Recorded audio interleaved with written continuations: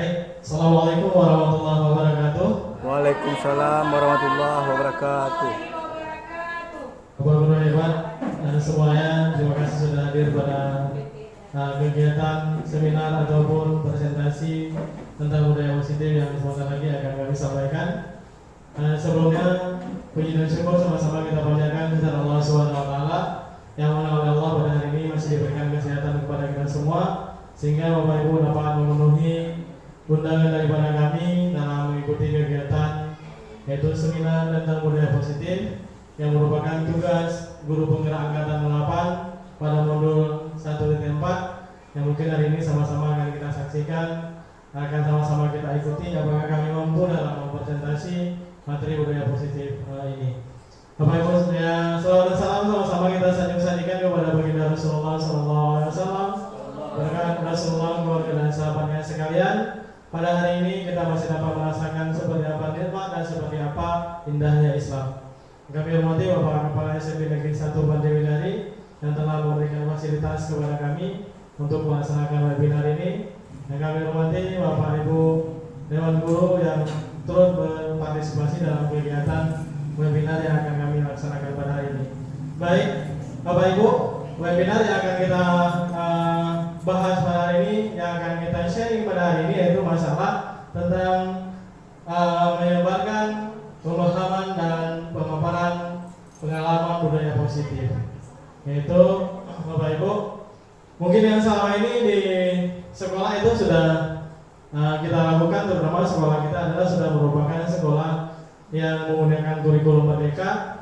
Itu mungkin sudah banyak kita jalankan di pelajaran pada proyek P5. Mungkin Bapak Ibu di sini cuma kita saling sharing, saling memberikan umpan balik kepada kami sebagai peserta CGP angkatan 8 untuk memudahkan kami dalam melaksanakan pendidikan ini. Kemudian bagaimana nanti kita sama-sama di sini para CGP yang mungkin di sini juga di sekolah kita sudah ada PP dan juga CGP angkatan sebelumnya. Nanti kita sama-sama akan berkolaborasi dalam meningkatkan mutu pendidikan sekolah kita dengan menggunakan budaya positif. Baik Bapak Ibu, next. Oke. Di sini ada konsep inti budaya positif. Ada 8 konsep Bapak Ibu, yaitu perubahan paradigma belajar, kemudian nilai-nilai kebijakan, motivasi perilaku manusia, keyakinan kelas, disiplin positif, kebutuhan dasar manusia, posisi kontrol guru, dan juga segitiga restitusi. Mungkin yang paling penting kita bahas di sini adalah itu masuk terus ke disiplin positif Bapak Ibu.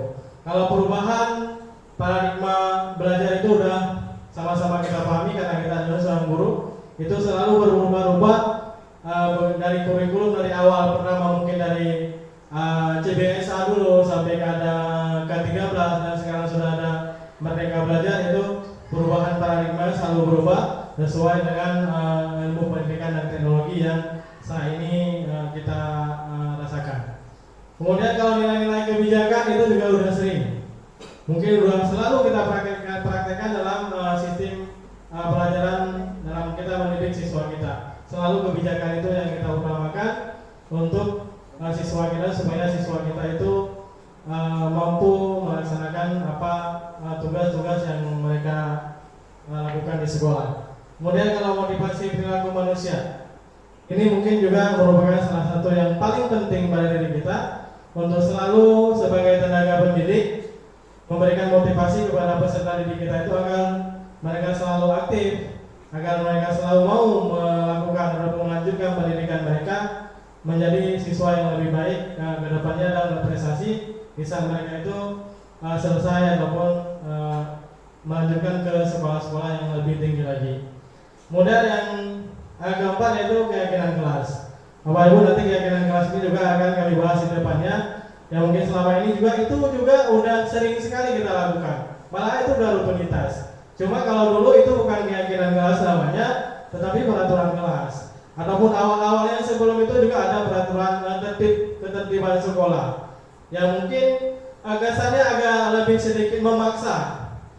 Kesannya agak sedikit lebih mendominasi, hanya murid saja yang harus melakukan aturan tersebut.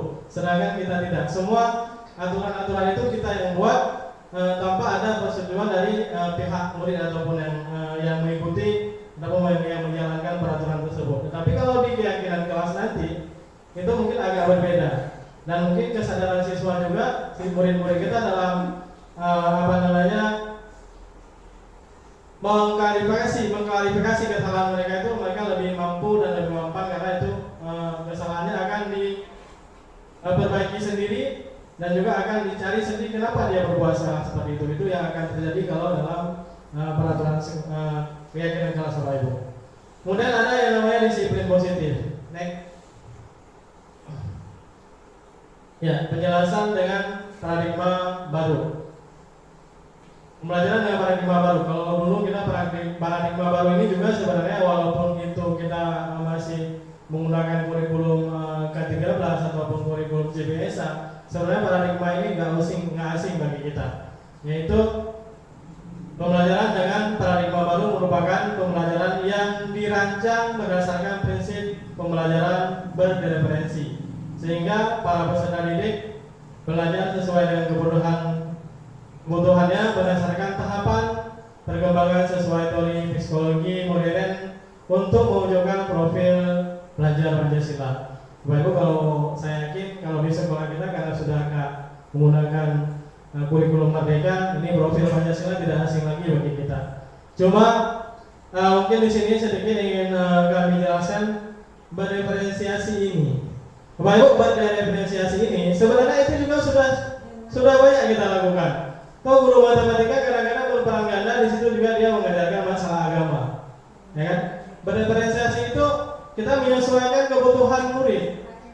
Kita harus memetakan mana murid di sana dia tidak pandai menulis, maka harus kita petakan. Mungkin kalau di kita, kalau di jenjang SMP itu belum kita petakan, tapi kalau di SMA sudah dipetakan. Mungkin hanya ada 2 kelompok, di mana ada siswa yang dia sangat minat kepada ekonomi, maka dia ke ekonomi. Siswa yang minat ke SMA itu dia ke SMA. Sebenarnya berdiferensi ini sudah kita lakukan, cuma kita tidak.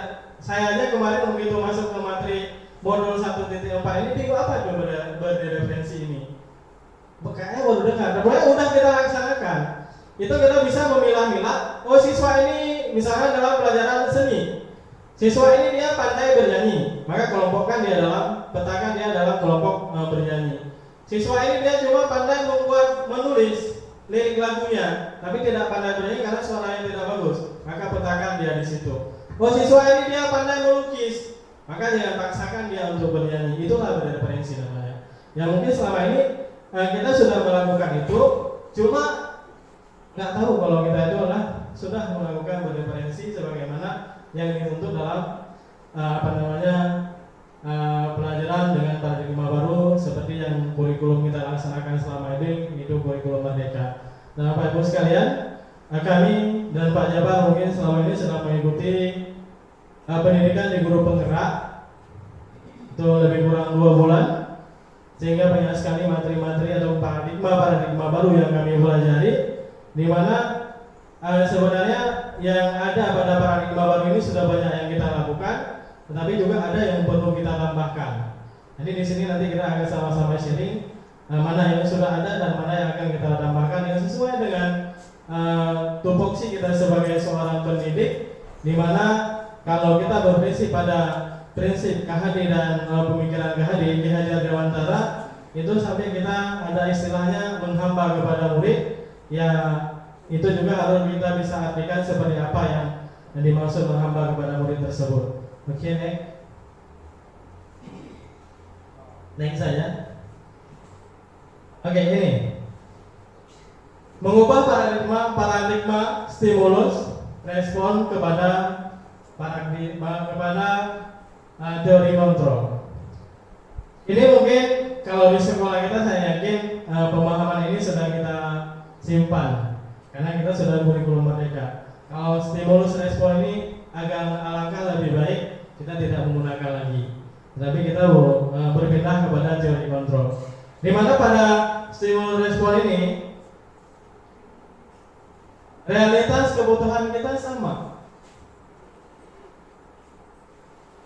Kalau secara logika masuk akal tidak, Bapak Ibu? berbeda manusia maka dia berbeda individu maka kebutuhan mereka akan berbeda. Mungkin selama ini, tapi saya yakin guru-guru hebat di sekolah kami itu tidak lagi menggunakan stimulus respon, di mana kita selalu menganggap kebutuhan siswa itu sama seperti kita, kebutuhan teman sejawat kita sama seperti kita. Itu adalah salah satu paradigma yang salah yang mungkin harus kita rubah. Sedangkan pada teori kontrolnya ada realitas kebutuhan kita itu berbeda-beda. Jadi Bapak Ibu, dengan siswa-siswi kita itu yang ada di kelas itu, di dalam ruang kelas ada 20-32 siswa-siswi, itu mereka kebutuhannya berbeda-beda. Jadi kita tidak boleh memberikan materi yang mereka dapatkan itu dalam bentuk yang sama. Itulah yang tadi namanya yang kita bisa memilah-milah, bisa memeta-metakan mana kebutuhan siswa kita.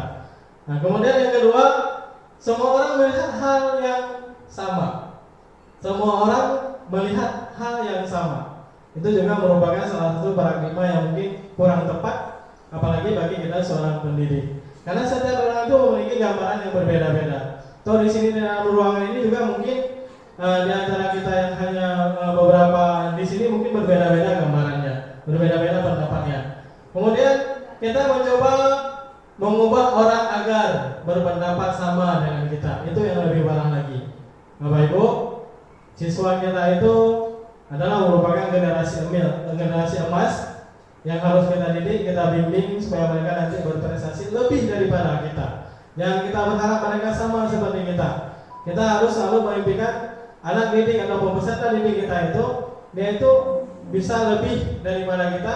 Yang kita berharap setidaknya dia bisa seperti kita. Kita harus selalu beroptimis. Siswi kita itu dia lebih hebat daripada kita. Kalau kita hanya sebagai guru maka dia akan bisa lebih daripada yang lain di luar sana. Kemudian yang selanjutnya, orang lain bisa mengontrol saya. Ini yang menjadi masalah besar mungkin kan, kalau kita masih berpegang paradigma itu.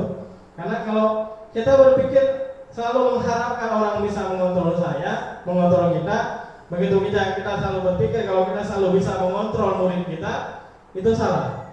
Maka kita harus berpikir bahwa hanya kita saja yang bisa mengontrol diri kita. Kalau orang lain itu tidak sanggup. Jadi dari situ kita jangan berharap orang tua sekalipun kadang tidak mampu untuk mengontrol kita kalau bukan diri kita sendiri, Bapak Ibu. Jadi dari sini kita harus membuat perubahan paradigma. Kalau misalnya dulu-dulunya kita dalam sistem mengajar masih menggunakan seperti tadi, nanti kedepannya ada 5 posisi kontrol. Kalau kita masih berdiri pada posisi penghukum, maka lebih baik kita bukan menjadi seorang guru mungkin seorang jaksa ataupun seorang algojo. Nah di situ posisi kita. Jadi Bapak Ibu nanti kedepannya akan kita rubah. Kita lihat seperti apa perubahan antara dalam 5 posisi kontrol itu kita berada dalam posisi apa. Oke, Bapak Ibu, selanjutnya pemaksaan ada pada saat rujukan gagal. Kemudian pada posisi teori kontrolnya adalah kolaborasi dan konsensus kesuksesan menciptakan pilihan-pilihan baru. Jadi kita itu tidak berujuk pada apabila kita sudah tidak bisa maka kita akan gagal. Kita harus berpikir begitu kita gagal pasti ada kesempatan yang lain yang akan kita dapatkan untuk membuat peserta didik kita itu lebih mampu dan lebih bisa. Kemudian yang terakhir adalah model pemikiran menang dan kalah. Itu juga harus kita simpan jauh-jauh dari pikiran kita. Kita harus berubah kepada paradigma baru yaitu teori kontrol, model pemikiran menang dan menang. Kita harus tanamkan dalam diri kita. Jangan kita berpikir begitu kita ada masalah dalam melaksanakan pendidikan ini, dalam penyampaian ataupun dalam memberikan materi kepada siswa, berarti kita sudah gagal. Tidak, Bapak Ibu. Masih banyak hal-hal lain yang bisa kita lakukan, seperti ada yang dijelaskan pada teori kontrol ini. Yang penting dalam diri kita harus menanamkan bahwa kita itu adalah pasti akan bisa dan pasti kita akan nomor 1, ya, tidak ada nomor 2 dan nomor 3. Oke, next. Oke, baik, kita masuk kepada disiplin positif, Bapak Ibu. Disiplin positif adalah Disiplin positif mengacu pada disiplin diri yang memiliki tanggung jawab terhadap apa yang dilakukannya berdasarkan nilai-nilai yang diyakininya. Disiplin positif merupakan salah satu cara penerapan disiplin yang bertujuan untuk menumbuhkan kesadaran serta memberdayakan peserta didik tanpa imbalan, penghargaan, reward, ancaman atau hukuman. Bapak Ibu, ayo kita sama-sama memberikan umpan balik bagi kita diri sendiri. Selama ini kita berada di seperti apa? Guru yang seperti apa? Tenaga pendidik yang seperti apa? Apakah kita sebagai tenaga pendidik yang selalu memberikan imbalan kepada siswa kita agar mereka bisa mengikuti pelajaran kita, memberikan reward kepada mereka, ataupun memberikan hukuman ataupun ancaman, ataupun yang seperti itu merupakan nanti kita pada posisi kontrol mungkin sebagai penghukum, Bapak Ibu.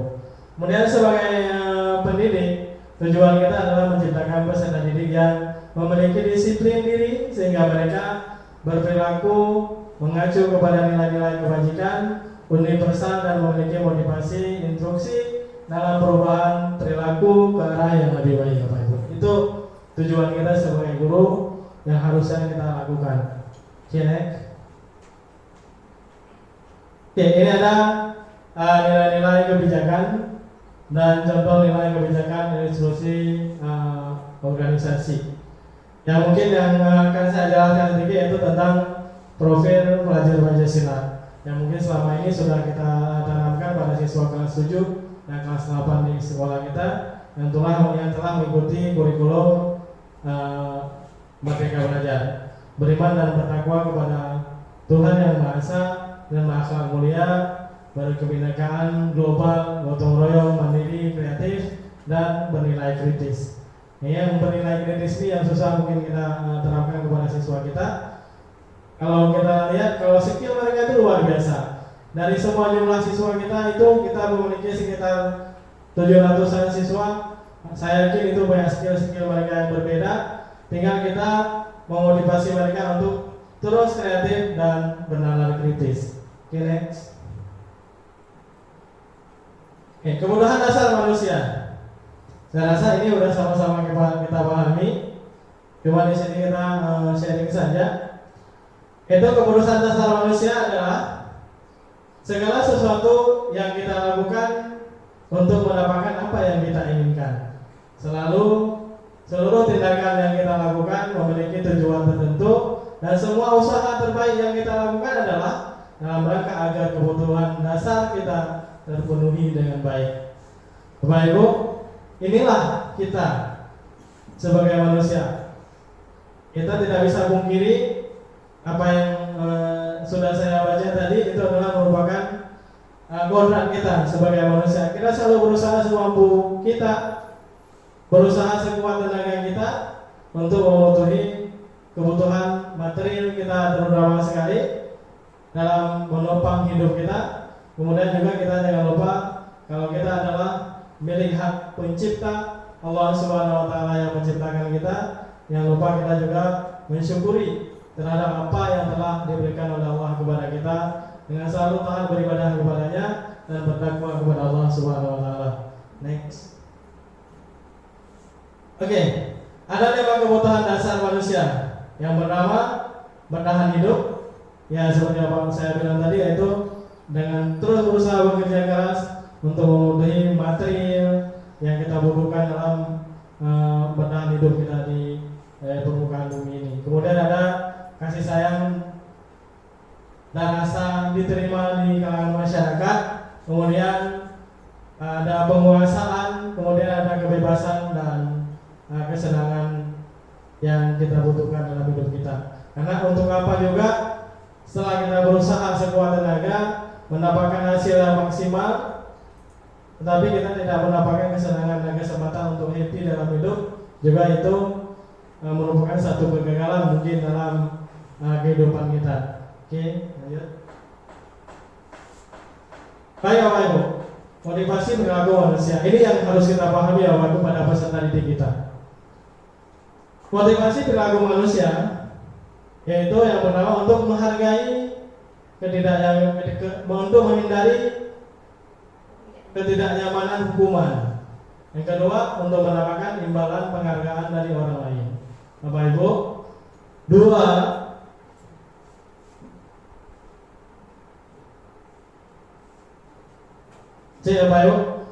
dua pernyataan di atas itu hampir dari semua peserta didik kita itu ada. Itu pada motivasi eksternal yang mereka itu akan selalu mereka dapatkan di kemana aja mereka pergi. Yang harus kita tanamkan kepada peserta didik kita adalah itu motivasi internal, di mana kita harus menanamkan kepada mereka untuk menjadi orang yang mereka inginkan dan menghargai diri sendiri dengan nilai-nilai yang mereka percaya. Ini yang harus kita tanamkan. Ya. Kalau yang pernyataan nomor 1 dan 2 itu mungkin mereka dapatkan pada lingkungan mereka. Mereka bekerja di luar sana, mereka dengan mengharapkan imbalan itu bisa mereka mengharapkan. Yang paling penting bagi peserta didik kita yang harus kita tanamkan kepada mereka adalah motivasi intrinsik mereka ataupun motivasi yang ada dalam internal mereka, sehingga mereka bisa mendapatkan kepercayaan diri mereka untuk menjadi orang yang mereka inginkan dan menghargai diri sendiri dengan nilai-nilai yang mereka percaya, Pak Ibu. Itu tugas kita sebagai seorang guru ataupun sebagai pendidik. Oke, lanjut. Baik, Pak Ibu. Nah, di sini ada motivasi perilaku manusia. Yang pertama yaitu dalam bentuk hukuman, kemudian dalam bentuk konsekuensi dan restitusi, Bapak Ibu. Kalau dalam bentuk hukuman, Bapak Ibu, ini contoh bahasa ataupun yang kita keluarkan di saat kita memberikan motivasi kepada manusia dalam perilaku manusia. Itu tidak terencana, tiba-tiba. Kemudian murid tidak tahu apa yang akan terjadi, tidak dilibatkan. Kemudian bersifat satu arah, berupa hukuman fisik ataupun psikis. Kemudian kalau yang berbentuk konsekuensi yaitu terancam, disepakati dan rencana disepakati sesuai dengan peraturan, murid tetap dibuat tidak nyaman. Sikap guru selalu memonitoring murid, selalu mengawasi muridnya. Kalau restitusi, Bapak Ibu, ini bisa kita lihat nanti di saat kita melakukan motivasi terhadap perilaku siswa didik kita yang ada di sekolah. Kira-kira di antara ketiga ini, ketiga motivasi ini, kira-kira mana yang lebih bagus kita terapkan pada siswa kita? Kalau restitusi, Bapak Ibu, proses menciptakan kondisi bagi murid untuk memperbaiki kesalahan. Kemudian proses kolaboratif yang mengajarkan murid untuk mencari solusinya sendiri. Kalau di kami, Bapak Ibu, terutama semua guru penggerak mungkin dari angkatan 1 sampai angkatan 8, itu kami diterapkan ataupun diajarkan lebih menggunakan restitusi, karena mungkin di situ banyak sekali kemudahan dan kenyamanan bagi murid karena kita menyelesaikan masalah-masalah yang ada pada siswa ataupun murid kita yang ada di sekolah. Oke, Bapak Ibu, next. Oke. Ini adalah 5 posisi kontrol. Bapak Ibu, 5 posisi kontrol ini ada pada diri kita semua, Bu. Oke, sebelum kami melanjutkannya, oke, kita sama-sama bisa melihat kira-kira kita itu berada pada posisi kontrol yang seperti apa. Dan yang sebaiknya nanti kita berada posisi kontrol yang seperti apa. Bapak Ibu, yang pertama ada posisi kontrol kita sebagai seorang pendidik, yaitu sebagai penghukum, Bapak Ibu. Kemudian yang kedua ada sebagai membuat merasa bersalah. Yang ketiga ada sebagai teman. Yang keempat ada sebagai manajer. Yang kelima ada sebagai pemantau. Selama ini saya berpikir, Bapak Ibu, sebelum saya menjadi calon guru penggerak angkatan 8 ini, saya berpikir saya sebagai guru itu hanya memiliki posisi kontrol 2, yaitu yang pertama sebagai penghukum, Yang kedua sebagai teman. Rupanya kita sebagai guru setelah kami mempelajari pendidikan guru penggerak ini ada 5 posisi kontrol, Bapak Ibu. Yaitu sebagai penghukum, sebagai pembuat merasa bersalah, sebagai teman, sebagai manajer, ataupun yang kelimanya sebagai pemantau. Kalau menurut Bapak Ibu, kita sebagai guru, kita sebaiknya menggunakan posisi kontrol yang mana, Bapak Ibu? Pemantau. Ya kalau Bu Umar sebagai pemantau. Kenapa Bu Umar memilih pemantau? Pertama kan kita lihat situasinya gimana. Bagi misalnya kita memberi pelajaran. Apakah si anak tadi memperhatikan atau dia bermain? Ya. Terus setelah kita lihat dia, oh itu kan anak terbagi. Misal si A, si B, si C. Mungkin si A tadi dia serius belajar terus dia kena yang kita arahkan. Sementara si B bermain juga ada, serius juga ada. Sementara yang satu lagi memang dia bermain aja, masa bodoh gitu, ngobrol. Jadi tentang kita pantau dulu begitu. Oke, baik, terima kasih Ibu dengan buat teman kita yang jadi kita Bu Mardiana. Iya, Bu Mardiana menjelaskan lebih memilih sebagai posisi pemantau sehingga dia bisa mengontrol semua guru siswanya dalam proses pembelajaran sehingga proses pembelajaran itu bisa berjalan dengan baik di bawah posisi kontrol yang Ibu Mariana terapkan, ya. Nah, yang lain kira-kira? Ya, Bu Ana sebagai posisi manajer, ya. Lebih memilih diri sebagai manajer, bagus. Kenapa Bu Ana memilih sebagai posisi manajer? Karena kalau manajer kan kita dari awal kan tadi yang Pak Fadli bilang kita sudah bikin nih keyakinan keras dan kesepakatan keras. Jadi kita hanya perlu istilahnya mengarahkan anak ketika dia berbuat salah. Kita kembalikan lagi apakah itu sesuai dengan kesepakatan keras yang sudah kita buat pertama sebelum pembelajaran mulai. Jadi kita hanya memberi kesempatan kepada anak untuk menemukan kesalahan dia sendiri, kemudian nanti akan mendapatkan solusi dari dia sendiri juga melalui proses restitusi. Oke, baik, terima kasih berikan untuk Bu Ana. Luar biasa Bapak Ibu, memang Bapak Ibu adalah guru-guru hebat. Sebenarnya di sini saya sebenarnya lebih harus belajar daripada Bapak Ibu daripada saya berdidik di sini ya Bapak Ibu.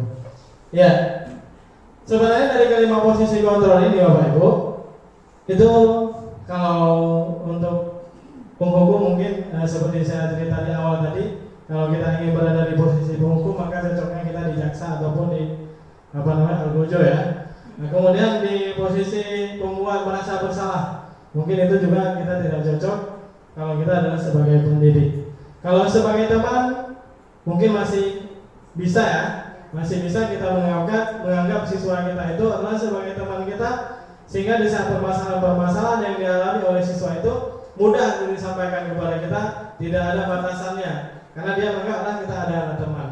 Kalau di manajer, ini kalau menurut kami yang sudah kami pelajari di pendidikan angkatan guru penggerak, posisi yang paling baik kita miliki sebagai seorang guru adalah sebagai manajer, Bapak Ibu.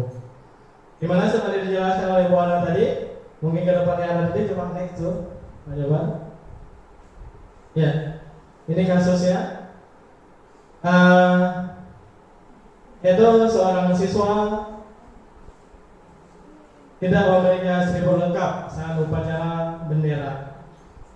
Kalau kita berada pada posisi sebagai penghukum, maka kita akan memberikan hukuman seperti ini kepada siswa kita. Mungkin saya sebelumnya juga sebelum mengikuti angkatan guru penggerak angkatan 8 itu Bapak Ibu, ini yang saya lakukan. Saya pernah melakukan kepada anak-anak itu yang tidak melakukan. Kadang-kadang bukan cuma atribut yang tidak lengkap, tidak mengikuti upacara dengan benar, kita bariskan mereka di depan yang benar, hormat hampir 1 jam karena ada lebih daripada 1 jam pelajaran. Maka kita akan berada pada posisi penghukum. Kemudian yang kedua adalah pembuat merasa bersalah. Inilah bahasanya yang kita gunakan. Berapa kali Bapak bilang, Ibu harus memberitahu, kamu selalu saja mengecewakan Bapak Ibu. Kemudian yang sebagai teman, ayo dong. Ini udah belum lagi, sehingga siswa itu tidak merasa enggan atau tidak merasa takut sama kita sebagai seorang pendidik. Ayo dong, ikuti aturan sekolah. Tolong bantu Bapak Ibu ya sekali ini. Ya sudah, tidak apa-apa. Lain kali jangan sampai berbuat seperti ini lagi. Bapak Ibu, mungkin di saat saya mengatakan seperti ini dalam satu hati satu balik kita pernah tersirat kadang bagaimana kita cara menerapkan bahasa-bahasa yang lembut dengan siswa kita yang keras. Bagaimana kita menggunakan tutur kata yang bagus ataupun menggunakan posisi kontrol sebagai teman, sedangkan siswa kita tidak menganggap kita teman. Kadang-kadang kita menggunakan posisi kontrol kita sebagai teman, tapi siswa kita menganggap kita sebagai musuh.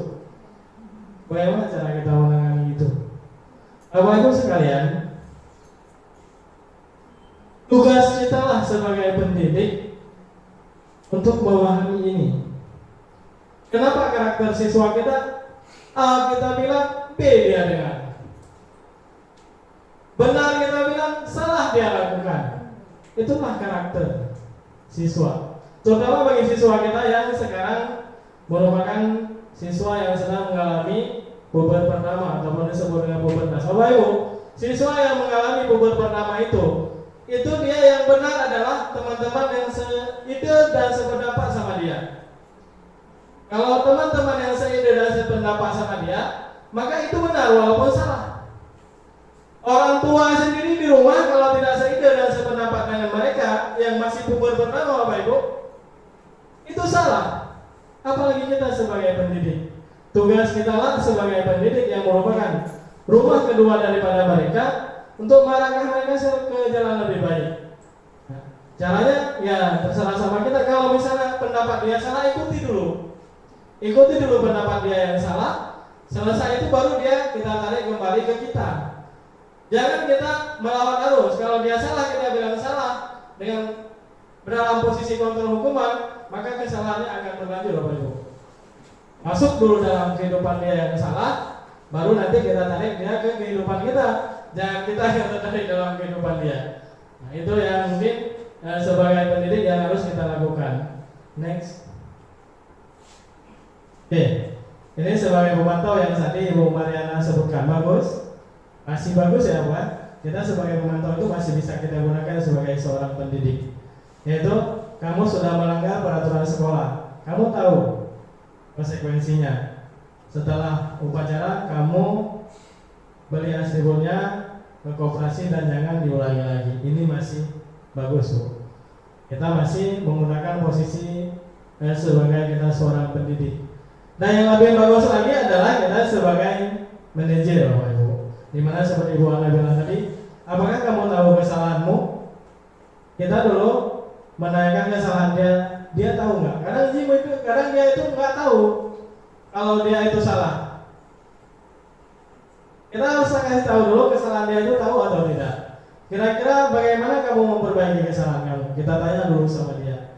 Bagaimana caranya? Kalau misalnya dia bisa menyelesaikan kesalahannya dengan sendiri, dengan kesadarannya sendiri, tadi berarti posisi kontrol yang kita miliki dan kita implementasi kepada siswa kita itu sudah berhasil.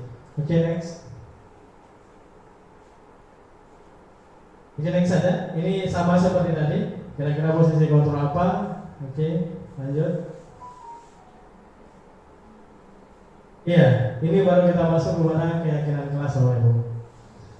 Bapak Ibu, guru Depan SMP Negeri 1 Bandung dari keyakinan kelas ini tidak asing bagi kita sebagai guru, apalagi sebagai wali kelas.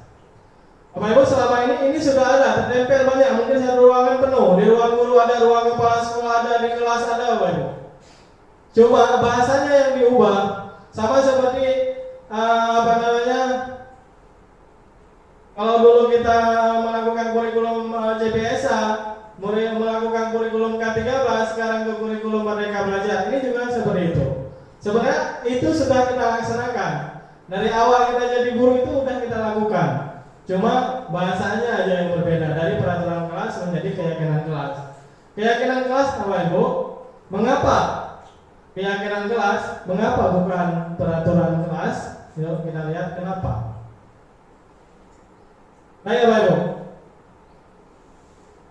pembentukan keyakinan kelas yaitu didasari oleh bersifat abstrak, berupa pernyataan universal, dibuat dalam pernyataan positif, sedikit saja agar mudah diingat, sesuai dengan kondisi kelas dan sekolah sehingga mudah diterapkan. Semua warga sekolah dan warga kelas dilibatkan saat membuat keyakinan kelas. Itu perbedaannya Bapak Ibu. Kalau peraturan kelas yang selama ini mungkin kita buat hanya ibu wali kelas saja yang buat. Setelah dibuat oleh ibu wali kelas, ditempelkan kelas. Nah, ini peraturan kelas kita, ikuti semuanya. Kalau tidak diikuti, awas.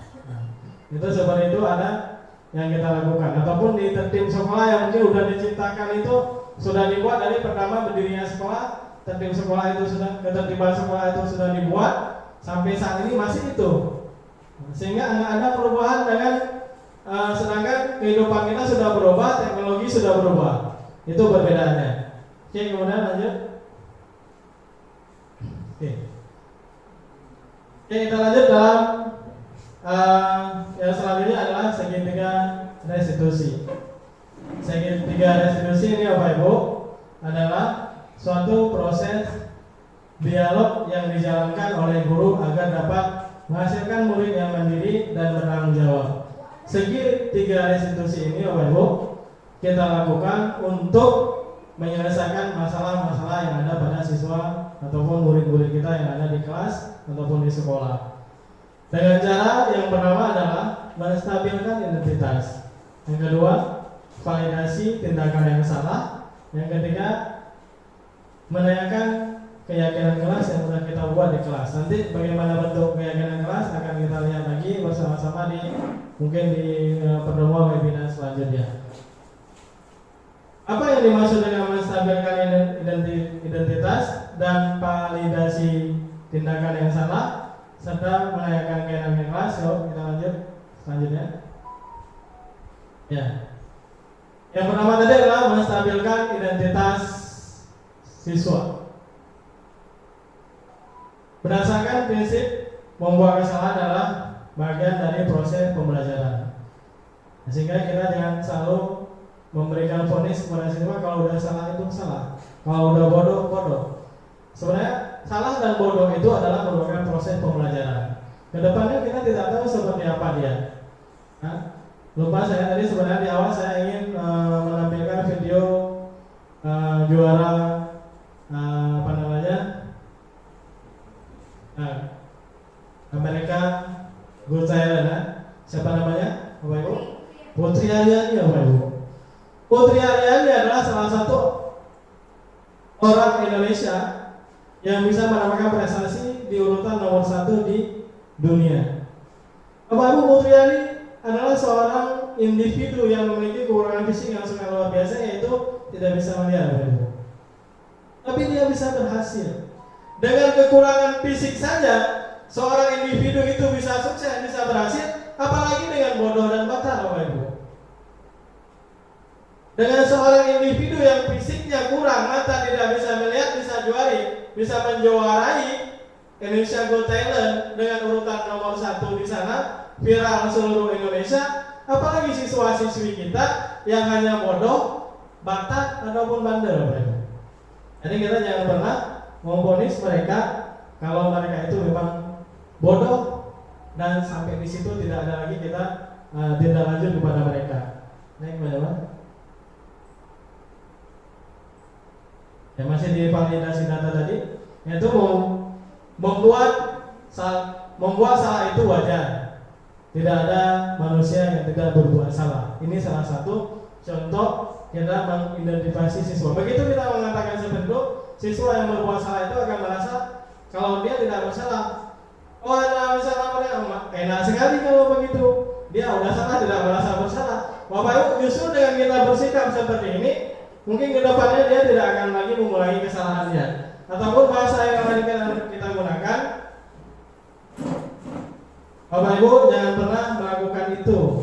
Bapak Ibu tidak mau mencari siapa yang salah, tapi Bapak Ibu ingin mencari solusi dari permasalahan ini. Kemudian kamu berhak merasakan kamu berhak merasa seperti itu. Itu bahasa-bahasa yang seperti itu kita gunakan dalam mengidentifikasi, dalam menstabilkan identitas siswa. Sehingga siswa itu yang udah berbuat salah tidak merasa down dan terganggu psikis mereka, sehingga timbullah rasa tidak senang terhadap kita, timbullah rasa tidak senang terhadap kita sebagai seorang pendidik, timbullah seperti yang tadi saya bilang, kita menganggap dia adalah sebagai teman, tapi dia menganggap kita sebagai musuh. Dengan menggunakan melaksanakan ataupun melakukan dalam menstabilkan identitas ini dalam menyelesaikan masalah siswa, maka siswa itu akan menganggap kita sebagai teman, Bapak Ibu. Oke, lanjut. Kemudian validasi tindakan yang salah. Validasi tindakan yang salah ini, Bapak Ibu, berdasarkan prinsip setiap perilaku berupaya memenuhi suatu kebutuhan tertentu. Jadi bagaimana cara kita memvalidasi tindakan yang salah? Di antara adalah kamu pasti punya alasan mengapa melakukan hal itu. Mungkin selama ini kata-kata itu sering kita dengar, tapi tidak pernah kita ucapkan di saat kita menyelesaikan masalah dengan siswa. Malah kalau saya sendiri kadang sebelum-sebelumnya mungkin sampai saat ini belum bisa merubah paradigma lama kita ke paradigma lama. Saya menunggu siswa, kamu ngapain? Ngapain di situ? Nah, kita selalu dengan bahasa-bahasa yang seperti itu, sehingga itu termasuk dalam tidak termasuk dalam validasi tindakan yang salah. Kemudian selanjutnya, kamu patut bangga karena telah melindungi sesuatu yang penting buat kamu, ataupun kamu melakukannya karena mempertahankan sesuatu yang penting buat kamu. Kalau misalnya ada terjadi masalah, orang mengambil barang dia, siswa mengambil barang dia, dipukul siswa yang lain, bukan berarti kita langsung memvonis dia karena salah sudah memukul temannya ataupun siswa yang lain. Oke, next. Yang terakhir adalah menanyakan keyakinan kelas. Berdasarkan prinsip teori kontrol bahwa pada dasarnya kita memotivasi secara intrinsik. Nah, contohnya adalah apa keyakinan kelas kita, nilai-nilai apa yang telah disepakati bersama, seperti apa gambaran sebuah kelas yang ideal menurut kamu, kamu ingin menjadi orang yang seperti apa. Itu salah satu beberapa contoh yang bersifat menanyakan keyakinan. Karena seperti yang saya bilang tadi, untuk ke depan Bapak Ibu, terutama yang sudah mengikuti webinar ini, akan lebih baik setelah ini nanti sama-sama juga dengan saya, Pak Jabat, Bu Ana, dan Bu Eri sebagai guru penggerak yang sebelumnya, sama-sama kita merubah paradigma kita dari paradigma yang lama ke paradigma yang baru. Mungkin selama ini kita menggunakan peraturan kelas, nanti ke depannya Pak Guru Wali kelas yang ada mengikuti webinar ini sudah bisa kita sama-sama mengevaluasi yang bagusnya seperti apa. Kalau menurut kami kayaknya lebih bagus kita menggunakan keyakinan kelas daripada peraturan kelas. Kemudian Bapak Ibu, next. Oke. Ini ada salah satu contoh keyakinan kelas yang sudah kami buat dalam mengerjakan tugas modul 1.4 pada JGP Angkatan 8.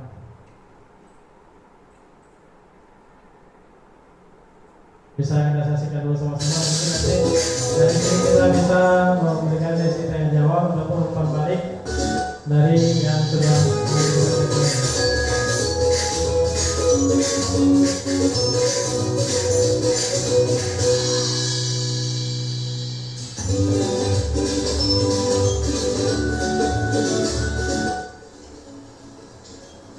Kakak tahu kenapa Bapak mendekatkan ke sini? Tahu Pak, kenapa terlambat? Tadi Kakak mau ke sekolah ya Pak?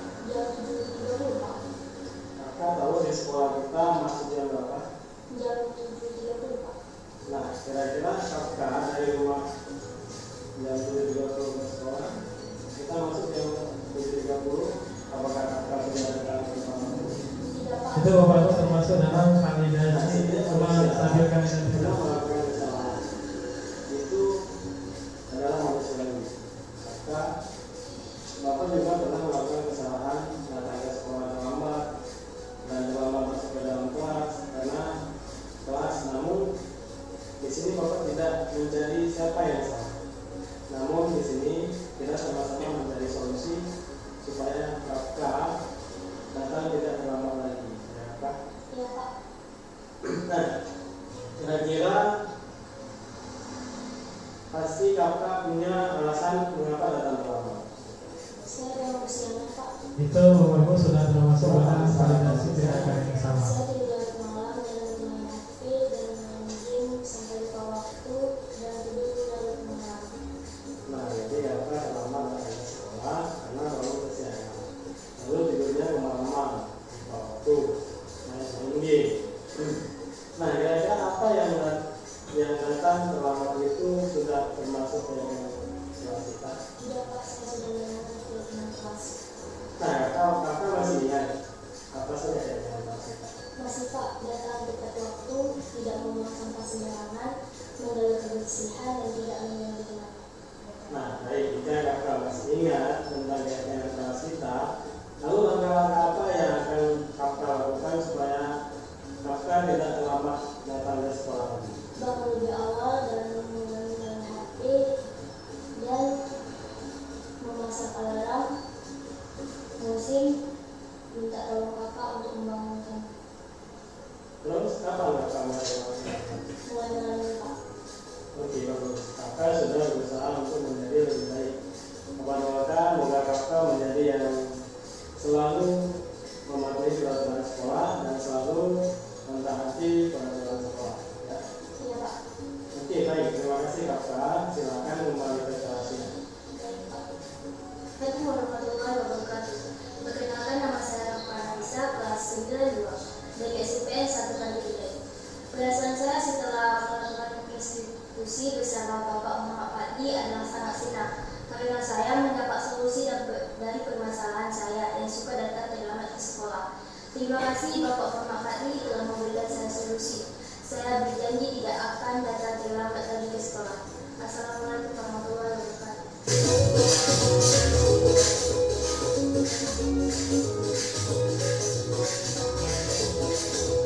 Ini jadwal kasus yang keduanya Bapak Ibu yang sudah kami buat bersama siswa kita juga di sini. Kakak tahu kenapa memanggil Kakak ke sini? Tahu Pak, kata kakak maupun kelas. Apakah Kakak tahu makan di jam pelajaran itu peluangnya salah atau tidak? Salah Pak. Bapak juga tahu makan itu adalah satu kebutuhan. Bapak juga kalau Bapak kasih makan, tapi juga harus tahu pada saat kapan kita harus makan. Makanya Kakak dan nanti tidak sarapan ya. Tidak Pak. Kenapa Kakak tidak sarapan? Ya kalau kakak sarapan, kakak bakal telat di sekolah Pak. Menurut Kakak kamu jam berapa? Jam 30 Pak. Tidak sampai sarapan ya.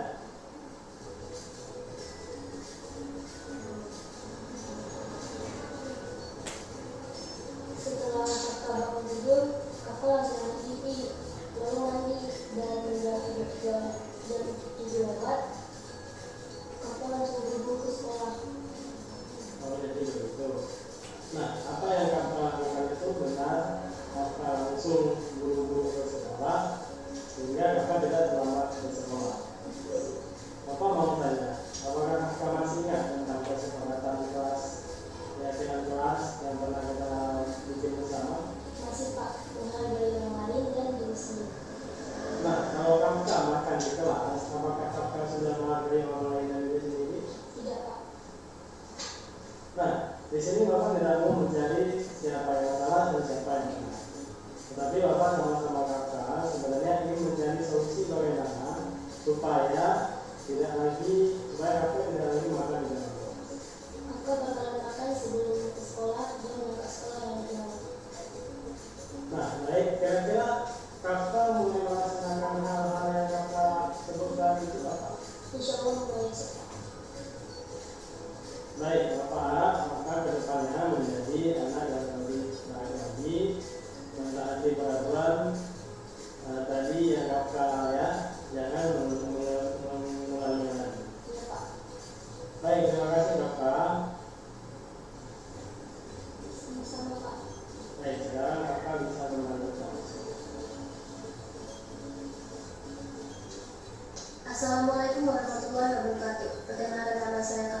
Prapanisa kelas 92 dari SMP 1 Pagi Kediri.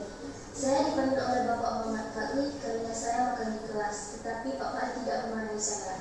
Kami mencari solusi atas kesalahan saya. Terima kasih Pak Fakri, saya berjanji tidak akan mengulainya lagi. Assalamualaikum warahmatullahi wabarakatuh. Oke, baik Bapak Ibu. Itulah salah satu contoh penyelesaian masalah dengan siswa kita yang ada di sekolah kita dengan menggunakan segitiga restitusi ya Bapak Ibu. Itu dengan yang pertama tadi coba di segitiga restitusi banyak Pak.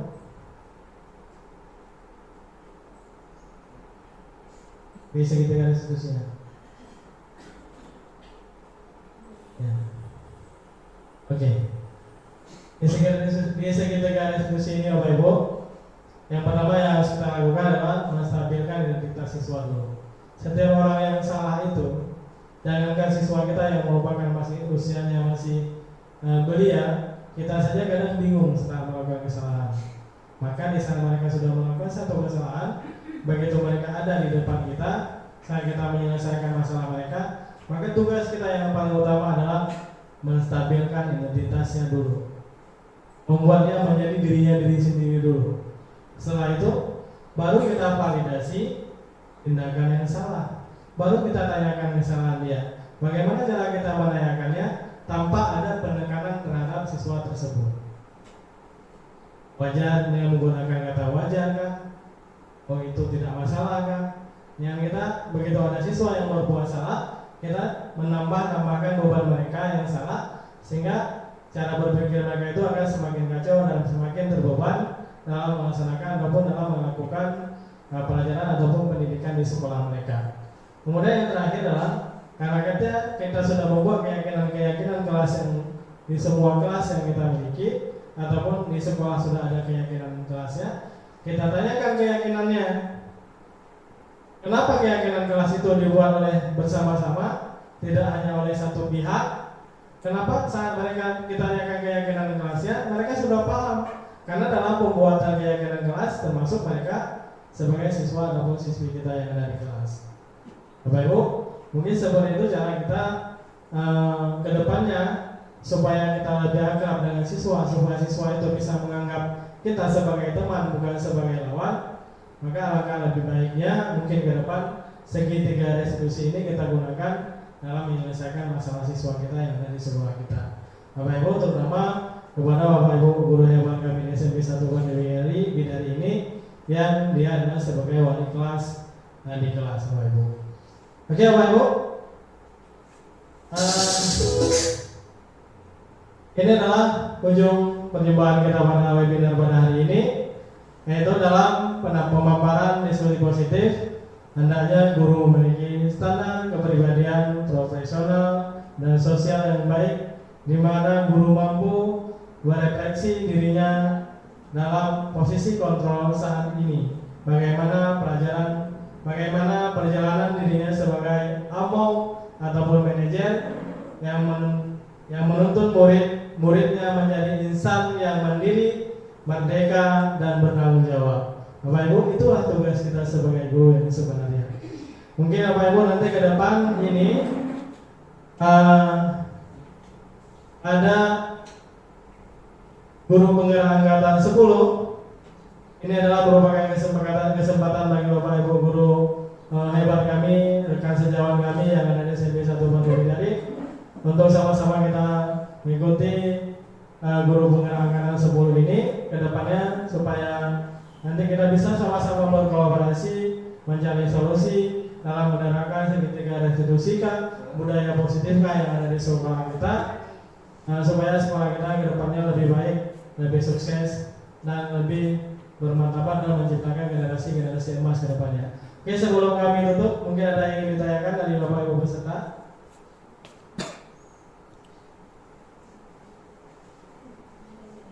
Baik Bapak Ibu, kalau tidak ada, kami mengucapkan banyak terima kasih atas perhatian. Kami minta maaf atas segala kekurangan. Mudah-mudahan apa yang kami sampaikan tadi bisa menjadi tolak ukur ataupun evaluasi bagi kita semua, dan bagi kami bisa menjadi umpan balik sebagai peserta CGP Angkatan 8 yang sedang mengikuti pendidikan guru CGP-nya. Sekali lagi kami minta maaf atas segala kekurangan. Assalamualaikum warahmatullahi wabarakatuh.